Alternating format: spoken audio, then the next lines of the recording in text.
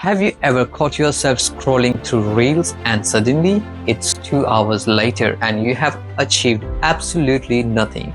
And it's not just killing time, it's killing your focus, your motivation, and even your happiness. Stop using your mind like a dustbin, throwing any rubbish in it. So I decided to go on a 30-day challenge to see how my brain rot was running my life. And let me tell you, it was an eye-opening by the end of it. I wasn't just more focused, I felt more present, more productive, and genuinely happier. Today I'm sharing exactly how brain rot is affecting your life, yes, your life, and how you can reclaim control mentally, personally, and professionally. Brain rot isn't just about losing time, it's about losing control over your life. Scientists have shown that constant social media use increases the release of dopamine, the feel-good chemical in your brain, but the catch is, it creates a cycle. The more you scroll, the more dopamine you need to feel satisfied. So you keep scrolling, and suddenly you can't focus, you lose motivation, and your mental health starts to spiral.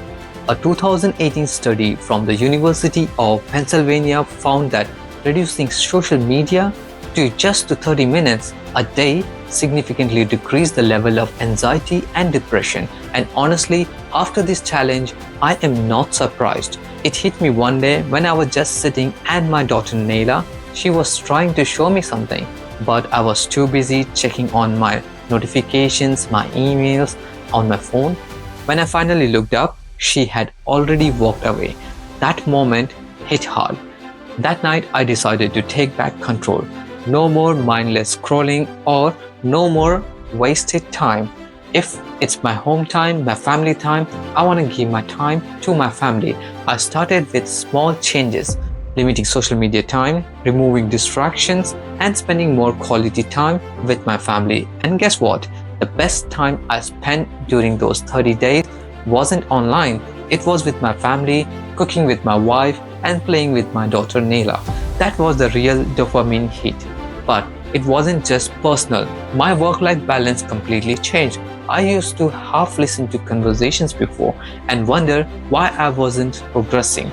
After cutting down on screen time, my focus sharpened. My productivity went up and suddenly I was getting more opportunities. Take Christopher Luxon for example, former CEO of Air New Zealand. Before becoming Prime Minister, Luxon was known for his strategic thinking and focus on meaningful work. He credited his success to cutting out distractions and focusing on long-term goals instead of daily noise. And considering he went from running an airline to running the country, that's saying something. Another example from Australia, Mike Cannon-Brookes, co-founder of Atlassian, famously said that his ability to focus on long-term strategies of daily distractions was a key to build multi-billion-dollar software company. Imagine if you would have spent all those years doom scrolling instead of building Jira and Confluence, you would still be tracking projects on spreadsheets. And here's another example from the US. Sheryl Sandberg, former COO of Facebook, has spoken about how learning to manage focus and eliminate distractions helped her climb the corporate ladder.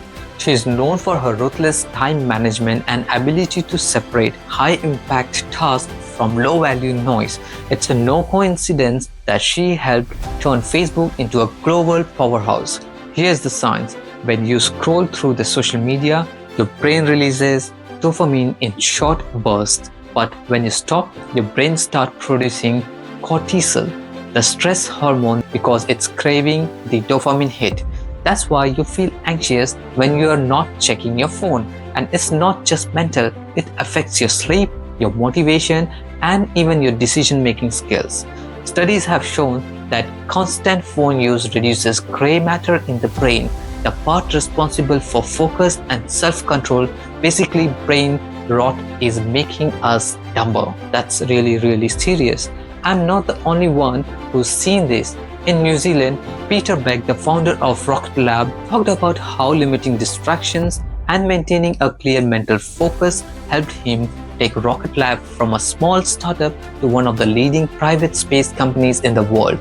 Can you imagine Building rockets while worrying about many likes you got on the Instagram. Exactly. And in Canada, Michelle Romano, co-founder of ClearCo, is another example. She's spoken about how focusing a big picture strategy instead of day-to-day noise allowed her to scale ClearCo into largest e-commerce investment firms in the world. It's not just luck. It's about focus and managing mental health. This is why brain rot is hitting the new generation hard.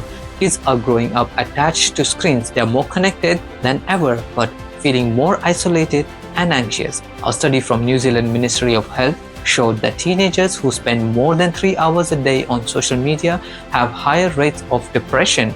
And we wonder why Gen Z is struggling with mental health. It's not even just about mental health. It's about the way we communicate. Have you tried having a conversation with someone under 20 recently? Half the time they're on the phone and the other half they're replying in memes. The future is looking interesting. So what did I do?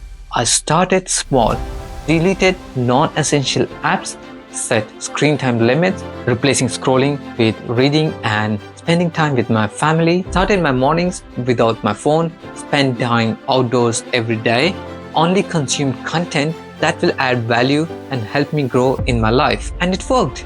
I felt more focused, more present, and more motivated. My mind was clearer, my relationships were better, and even my sleep improved. Who knew? Life was better when you weren't doom scrolling all the time.